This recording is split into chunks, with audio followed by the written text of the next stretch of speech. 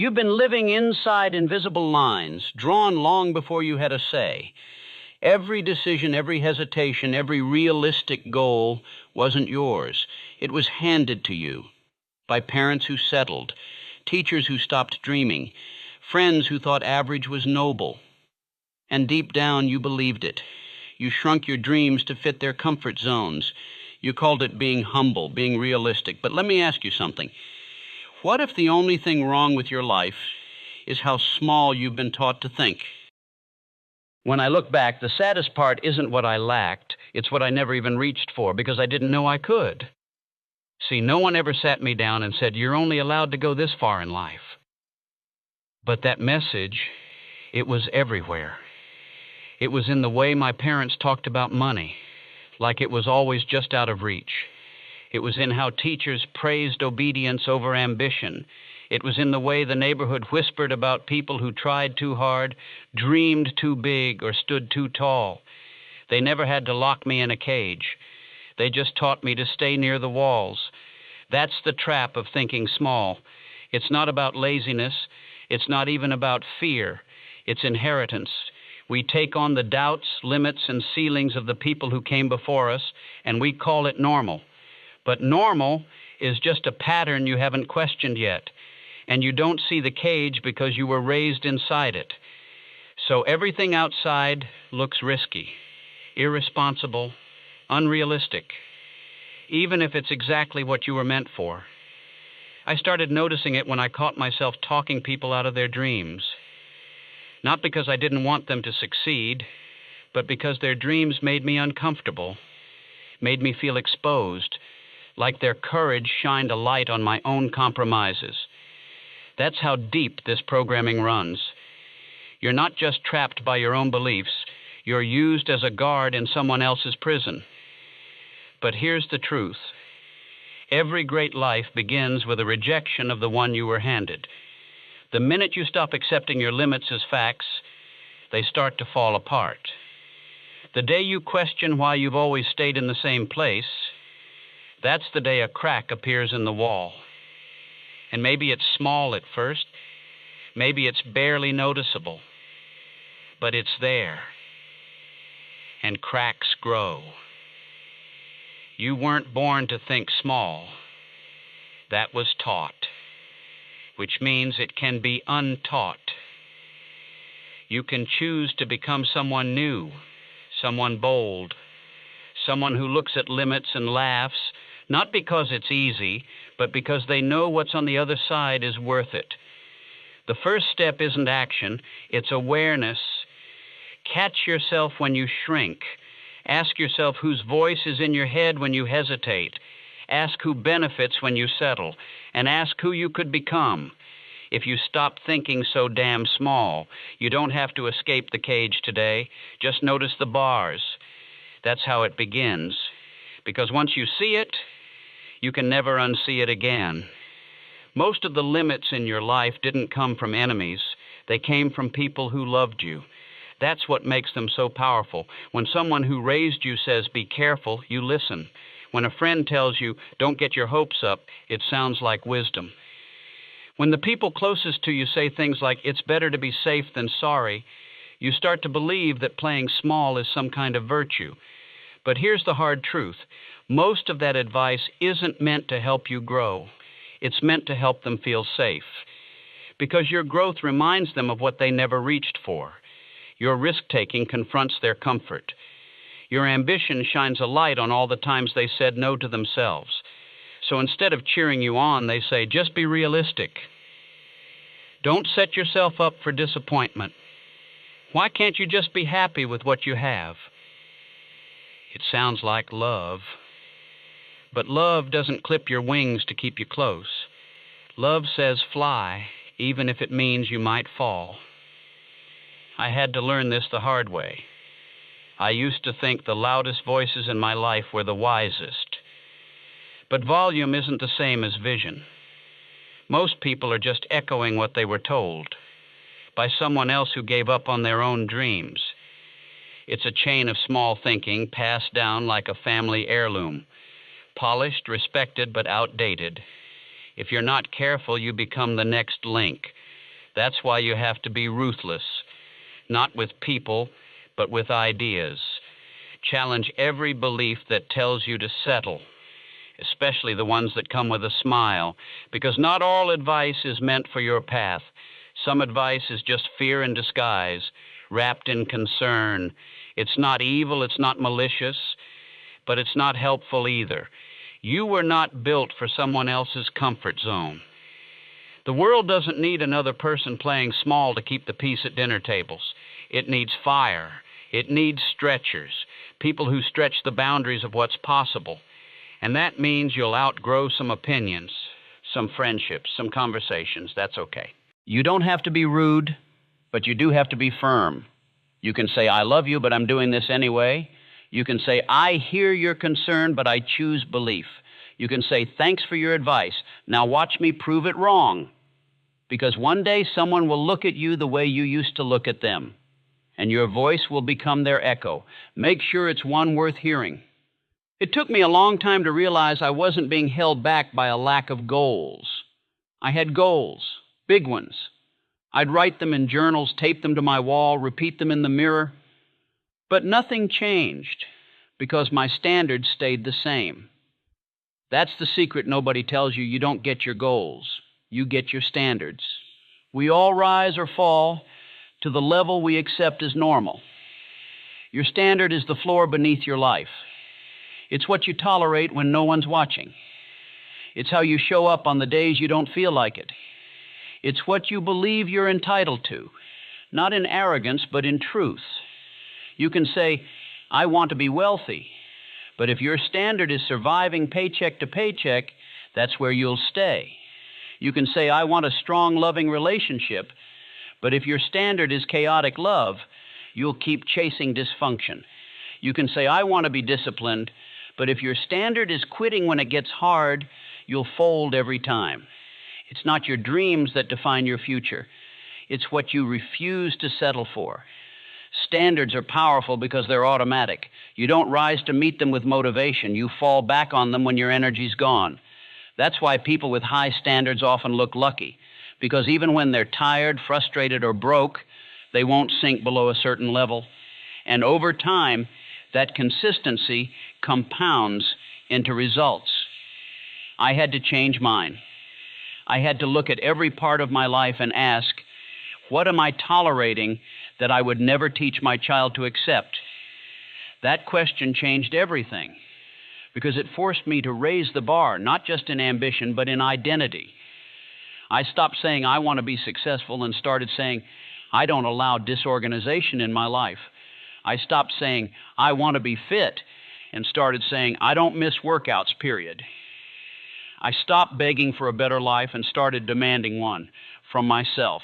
And let me be clear, raising your standards isn't glamorous. It means holding yourself accountable when no one else will. It means doing the right thing after the feeling has passed. It means saying, this isn't good enough, even when it almost is. But the moment you stop negotiating with your lower self, that's when you start becoming the version of you who already has what you want. So, forget chasing goals. Instead, ask, what is the lowest level of effort, focus, and integrity I'm willing to accept from myself? Now raise it. Then watch your life rise to match. There's a moment in every life where you realize something uncomfortable. You didn't just end up where you are. You allowed it. Not all at once. Not with one big decision, but with 1,000 small tolerances. You tolerated that job that drained you. You tolerated friends who mocked ambition. You tolerated being tired, disorganized, inconsistent, late, and every time you said, it's fine, or it's not that bad, or at least I'm not like them, you weren't just accepting your situation, you were becoming it.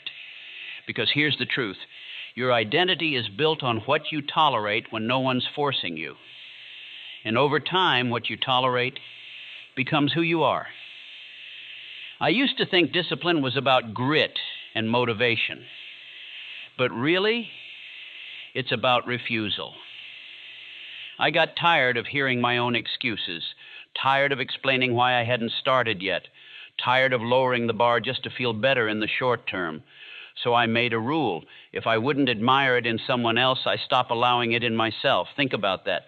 Would you respect someone who keeps talking but never acts? Someone who says next Monday every week? Someone who knows they're capable of more but always folds to comfort? Probably not. So why respect that in yourself? The more you let mediocrity slide, the more it cements in your life. And soon it doesn't just shape your day, it shapes your self-image. You don't just have a messy desk. You become a disorganized person.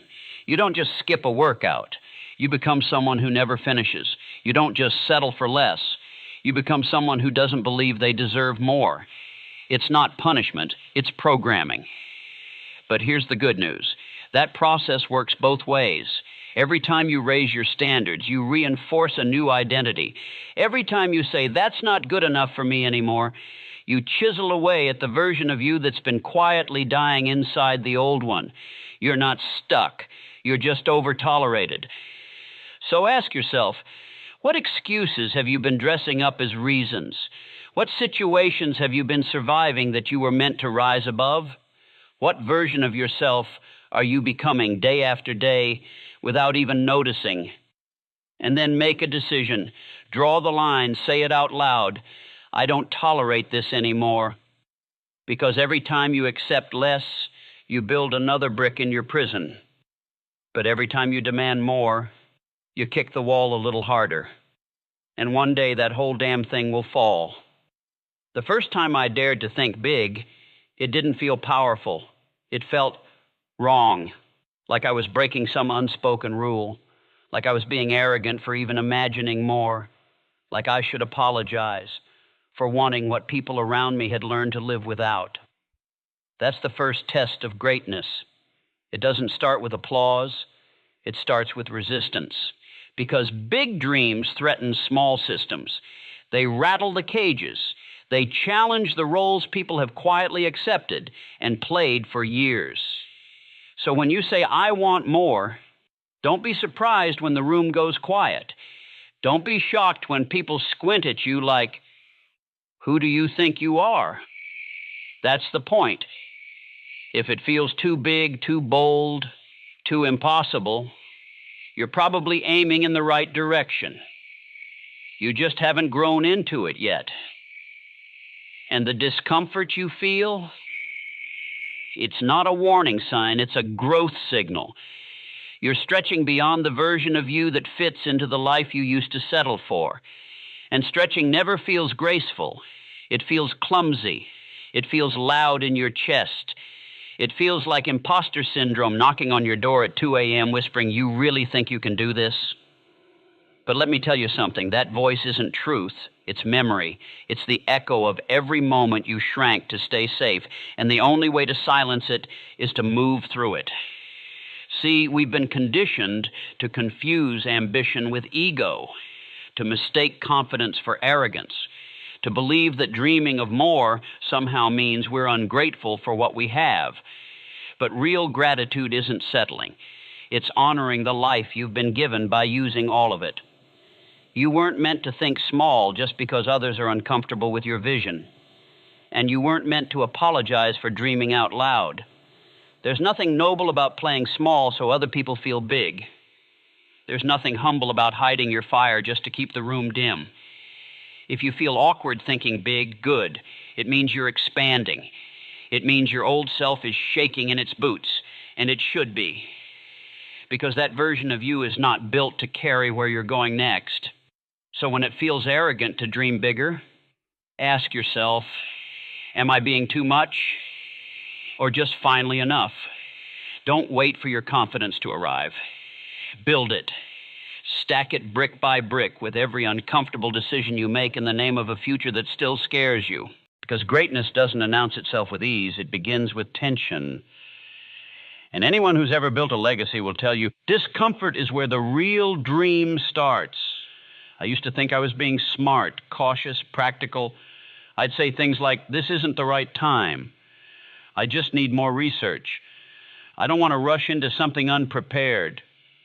It sounded responsible, mature even. But deep down, I wasn't being strategic. I was scared. See, fear doesn't always show up as panic or anxiety. Sometimes it dresses in logic. It puts on a suit, straightens its tie, and tells you, let's be realistic.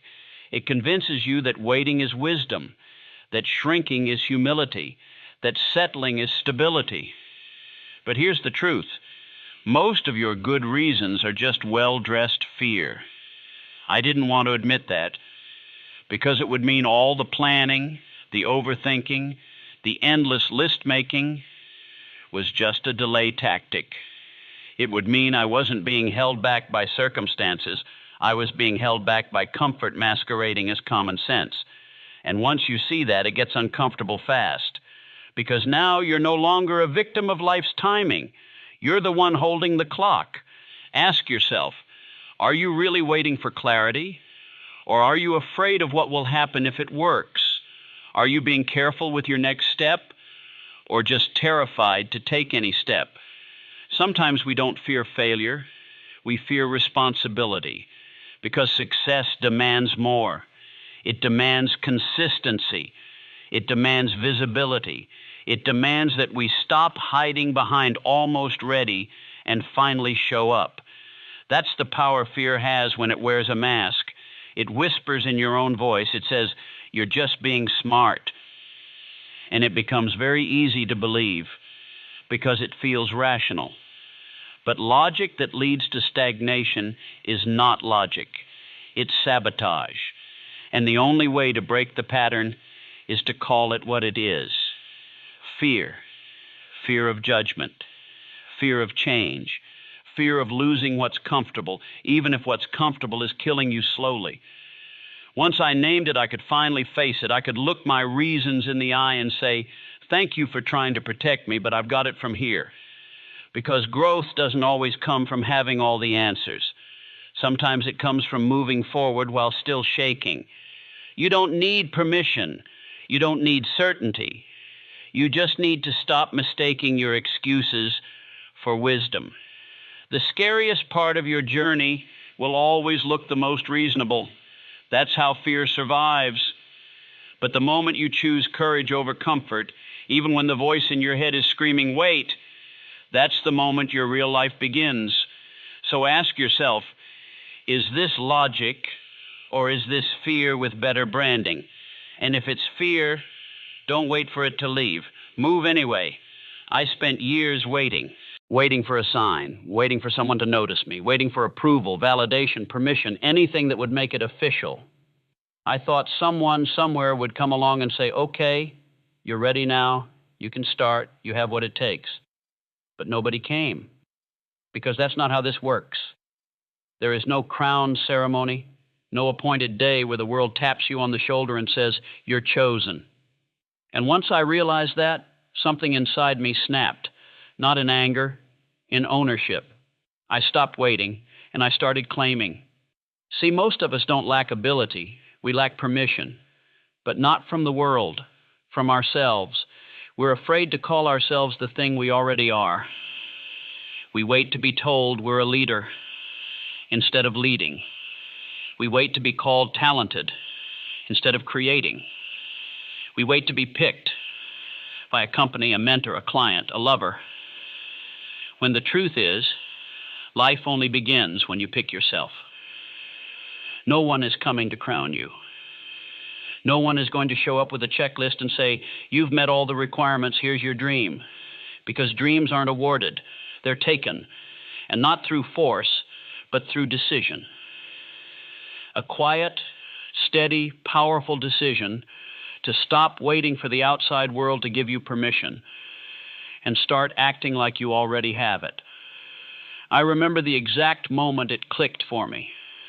I was sitting on an idea I believed in, waiting for someone to tell me it was good enough to pursue, and then I realized if I need someone else to bless it, I'll never begin.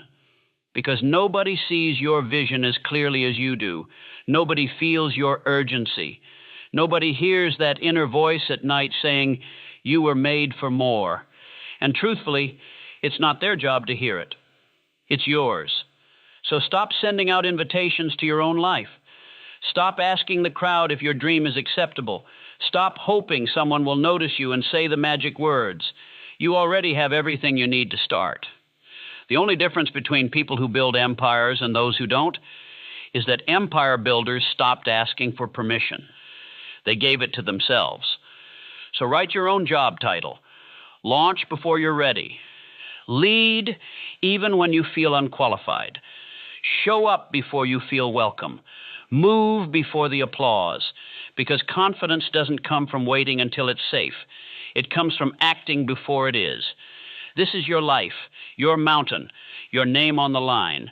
Claim it. No one tells you this at the start. Growth is lonely, not because you want it to be, but because not everyone's meant to go with you. When you start thinking bigger, when you raise your standards, question the old patterns, and take bold steps forward, you change the rules.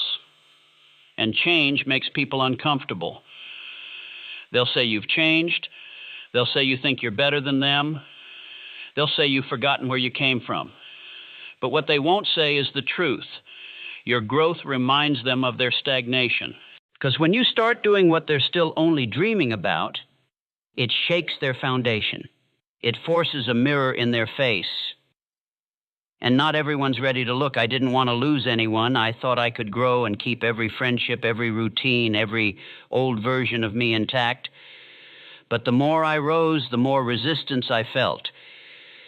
Friends who used to cheer me on started making passive jokes.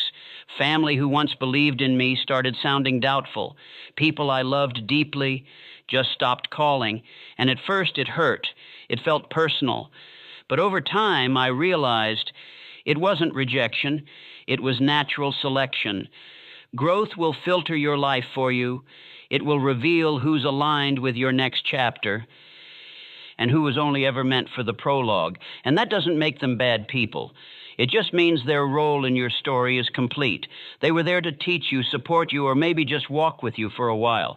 But now, you've turned a page, and not everyone is supposed to be in the next scene. That's the price of expansion. You lose people who are only attached to your past self. And yes, it's painful, but it's also powerful, because the more space you clear, the more room you make for people who get it. People who speak the language of growth. People who don't flinch when you talk about massive goals.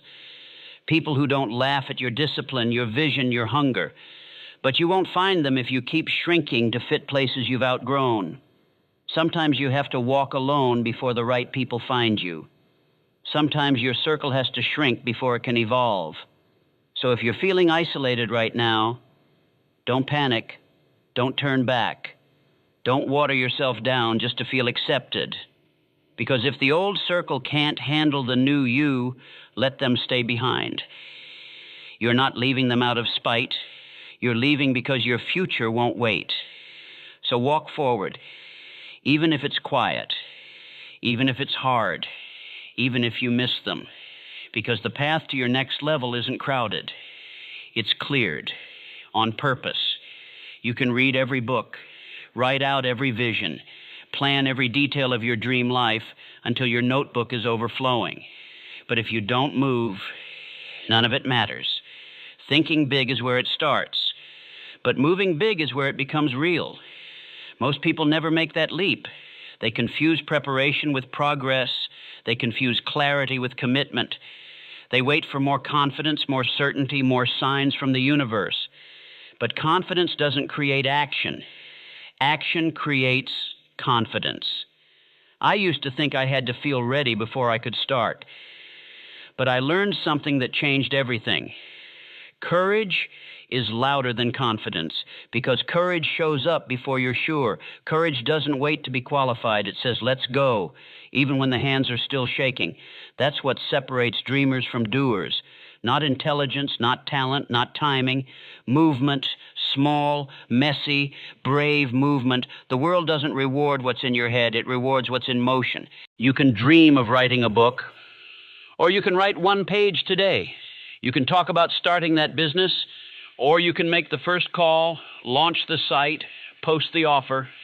You can wish for change, or you can take the step that feels uncomfortable but undeniable. Bold action doesn't mean reckless. It means decisive. It means choosing momentum over perfection.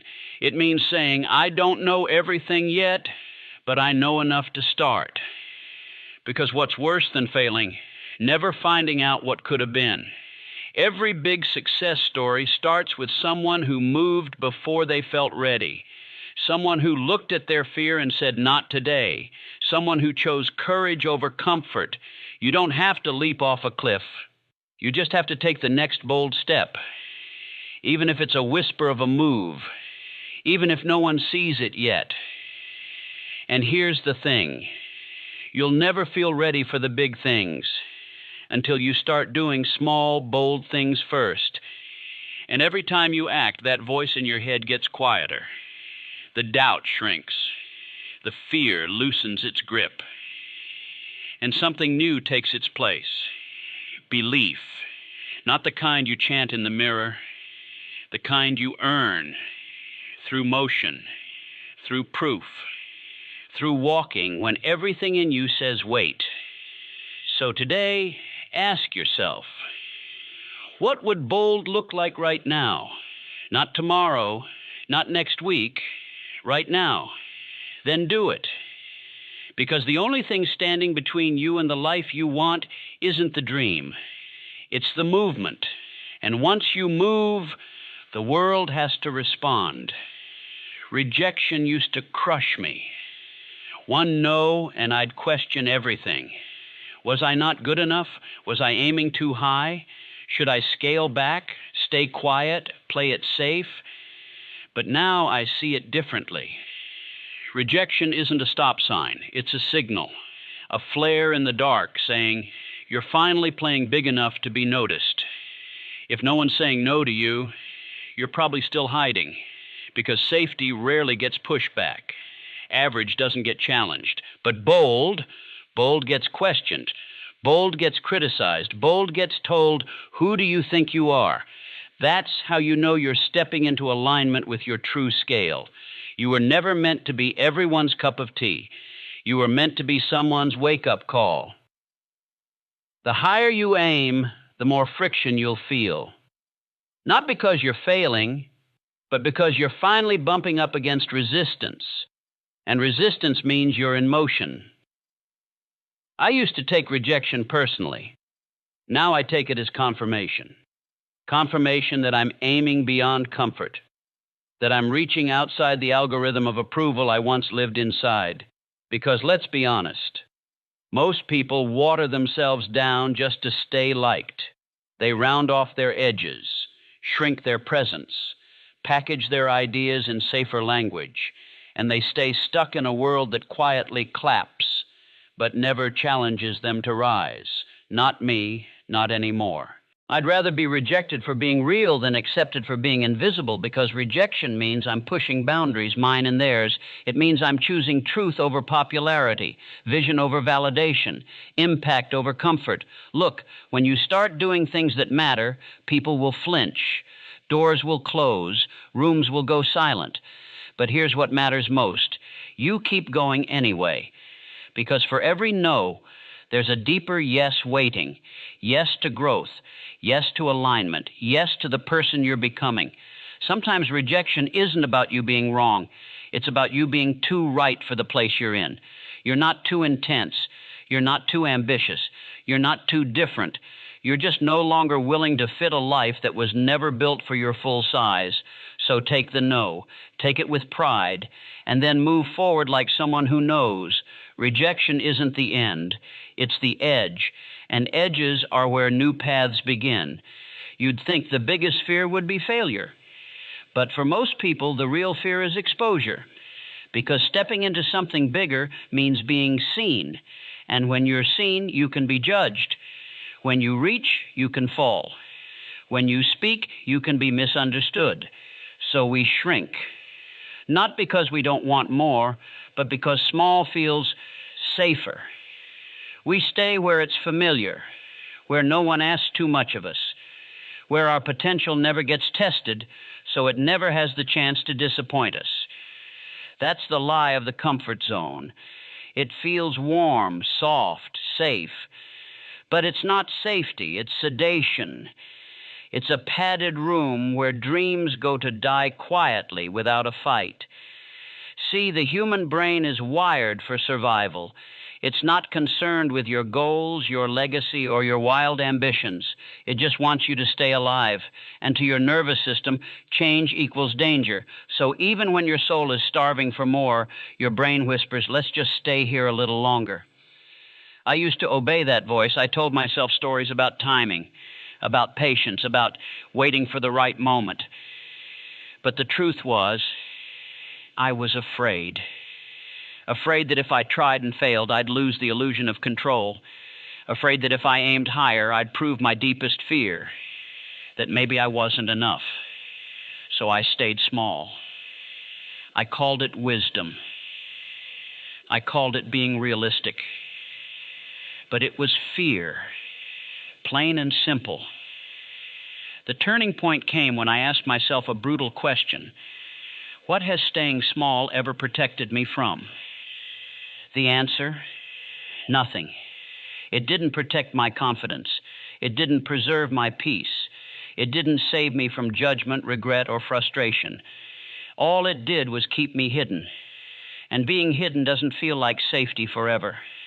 Eventually, it starts to feel like a cage, because deep down, you know there's more. You can feel it tugging at you in quiet moments, reminding you that you're wasting time, that your gifts are still unused, that the world has no idea what you're really capable of. And that's the tragedy of small thinking. It never satisfies. It just numbs. So if you've been playing safe, ask yourself this. Is the comfort zone really keeping you comfortable, or just keeping you busy enough to forget you're unfulfilled? The safer path is often the slower death, because it lets you survive just long enough to miss your life. Don't confuse ease with peace. Don't confuse stillness with alignment. And don't confuse small with safe. You weren't built for the shallow end. You were built to dive deep, to risk the fall, to feel alive. There's a strange kind of silence that comes when you start dreaming bigger. Not because you don't see it, but because no one else does. You try to explain your vision to people, but they tilt their head, nod politely, and change the subject. You share your excitement, and they give you a concerned look, like you're drifting too far from shore. It makes you question yourself. Am I crazy? Am I reaching too far? Should I scale this down so people understand? But here's what I've learned. Your vision isn't supposed to make sense to people who weren't assigned to carry it. They can't see what you see because they're not looking through your lens. They don't feel the fire you feel at 2 a.m. They don't hear the voice that whispers, "This matters," when no one else is listening. That doesn't make your vision less real. It just makes it yours. We live in a world obsessed with visibility. If it's not trending, it's not working. If it's not viral, it's not valuable. If it's not validated by likes, follows, applause, it must be a failure. But vision doesn't begin with applause. It begins in silence. It begins in the dark, in lonely rooms where you choose to keep building even when no one's watching. Because vision is an inner contract, a private agreement between who you are and who you're becoming. And that agreement doesn't require outside approval. Some of the most powerful people in the world were once dismissed, doubted, ignored, not because they lacked talent, but because they saw too far ahead. You will be underestimated. You will be told to be realistic. You will be advised to slow down, fit in, wait your turn. But vision doesn't wait. Vision leads, and leaders go first, often without a map, often without company, often with nothing but faith that what they see in their mind can one day exist in the world. I used to crave visibility. I wanted people to get it, to cheer me on, to believe in what I was building. But over time, I realized something liberating. I don't need you to believe in it, because I do. And that's enough to begin. So if your vision feels too big to explain, good. That means it's real. That means it's still growing. That means it wasn't built for validation. It was built for impact. Don't shrink it just so people will clap sooner. Don't dim it just so it's easier to digest. Don't pause it just because no one's watching. Because just because they can't see it doesn't mean it isn't already becoming. There's a kind of trap that looks like progress. It feels productive. It feels responsible. It feels like motion. But it's not. It's busyness, endless planning, color-coded calendars, another course, another meeting, another to-do list, always preparing, never building. I lived there for a long time, told myself I was working hard, that I was getting ready. But the truth? I was hiding, behind strategy, behind overthinking, behind 1,000 micro-movements that looked like action but weren't. Because activity isn't progress, and movement isn't momentum. Boldness is. There's a huge difference between being busy and being brave. Busy feels satisfying. Brave feels terrifying. Busy is safe. Brave is vulnerable. That's why most people stay stuck in busyness, because it gives the illusion of growth without any of the risk. You can fill your day with tasks and still avoid your destiny. You can build the perfect plan and never take the first step. You can research for months and still know less than you would if you just did the thing. Because clarity doesn't come from thinking, it comes from doing. I had to face that. I had to look in the mirror and ask, am I moving forward or just staying busy so I don't have to be scared? The answer was obvious. I was comfortable in my complexity, but I was starving for results, so I made a shift. I traded busy for bold. I stopped asking, what else can I prepare?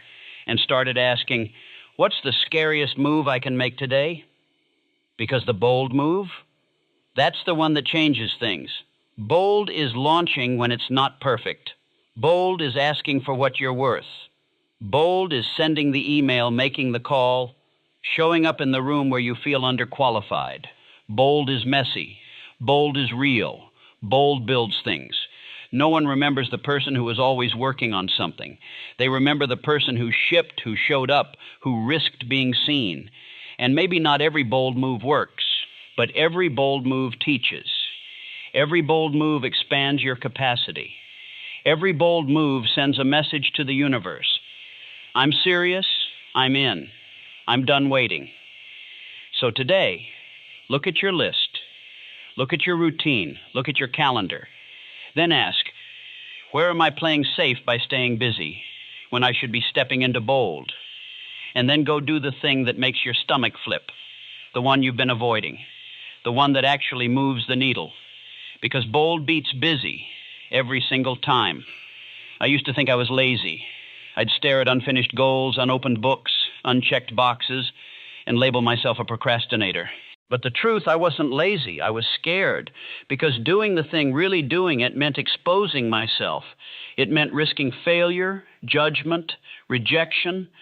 It meant coming face to face with a terrifying question. What if I give it everything I've got, and it still isn't enough? So I found clever ways to hide. I'm tired. I've just been busy. I'll start when things settle down. I need more time to figure it out. Excuses that sound noble, excuses that even I believed, until I asked myself one question that broke the illusion. Who would I be without these excuses? That question wrecked me, because without my excuses, I'd have no more cover, no more delay, no more reason not to try. I'd be exposed. I'd have to step into the version of me I always talked about becoming, but never fully committed to. And deep down, that's what scared me most. Not failure, responsibility. Because if I really showed up, if I dropped the excuses and did the work, I'd lose the comfort of saying, well, I didn't really try. I'd have to face what I'm truly capable of. And that's heavy. That's real. That's no longer a game. So we sabotage. We self-distract. We pretend it's not the right time. Because staying small is easier than being held accountable to your own potential. But here's what I've learned. Every excuse is a soft shield.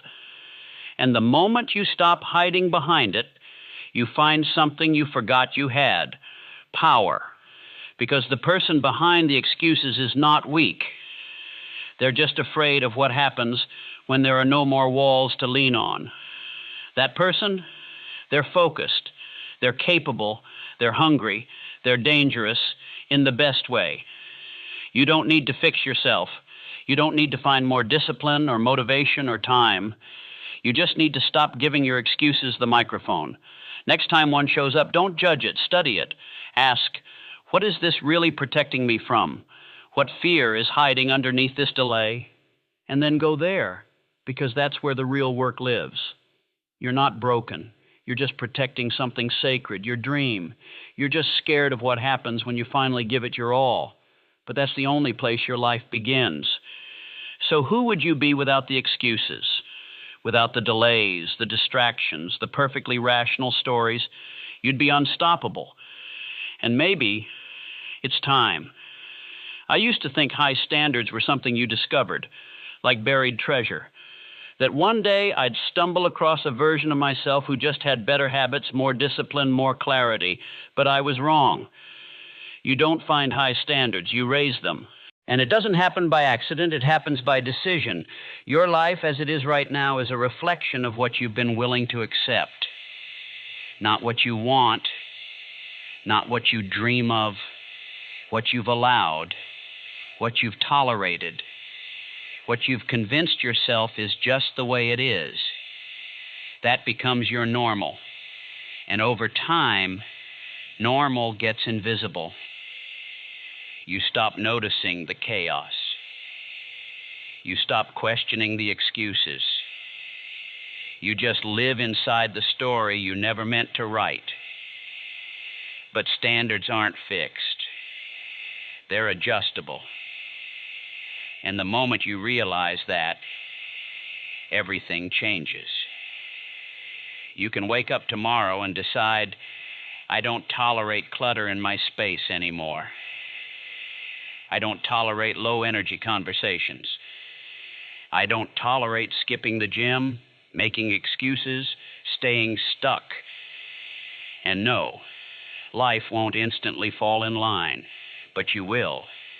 And once your internal standard shifts, your behavior follows. Not because it's easy, but because it's expected. See, goals are about desire.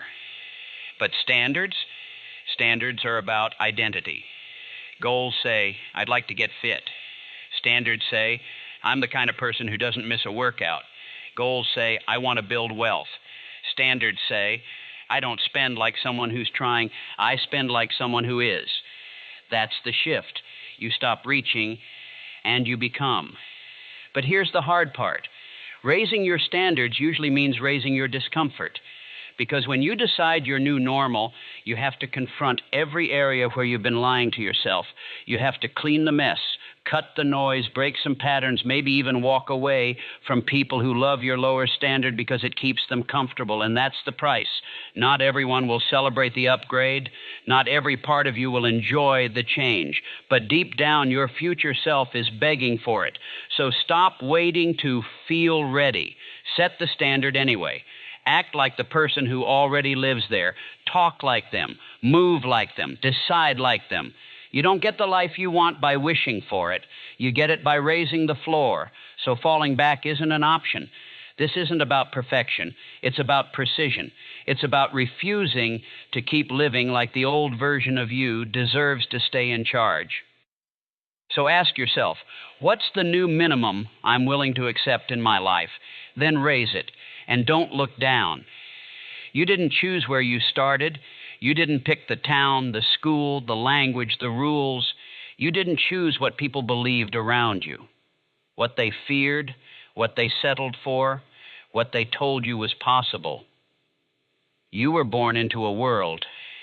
But here's the truth. You don't have to stay in it. You can build your own. That's the most terrifying and liberating realization you'll ever have. That the limits you grew up with weren't yours. That the fear you inherited isn't your identity. That just because you were raised small, doesn't mean you have to stay small. I had to unlearn a lot, unlearn the belief that dreaming was selfish, unlearn the voice that told me success would make me arrogant, unlearn the quiet shame I felt every time I wanted something more than what I was supposed to want. And once I started peeling it all back, once I looked honestly at what was taught versus what was true, I saw it clearly. My life is mine to shape, not theirs, not the past's, not fears, mine. That means I get to build something bigger than what raised me.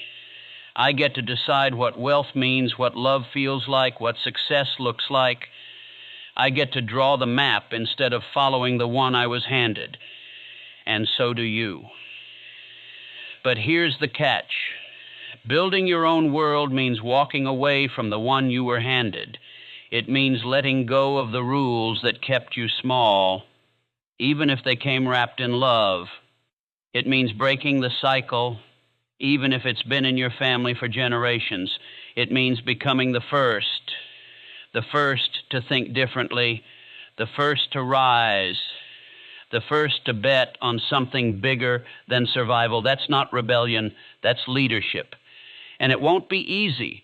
There will be moments where fear will scream louder than your vision, moments where you'll wonder if you're crazy, moments where it would be easier to just go back to what you know. But don't, because the world you came from is not your ceiling, it's your foundation. And you don't honor where you came from by staying stuck. You honor it by rising so far that others start to believe they can too. So this is it, your final call. Think bigger than your upbringing, bigger than your limitations, bigger than your fear. Build the world you weren't born into, but were born to lead. And when doubt knocks, when old voices echo, when you feel like shrinking back, remember this: you weren't raised for this life, but you were made for it.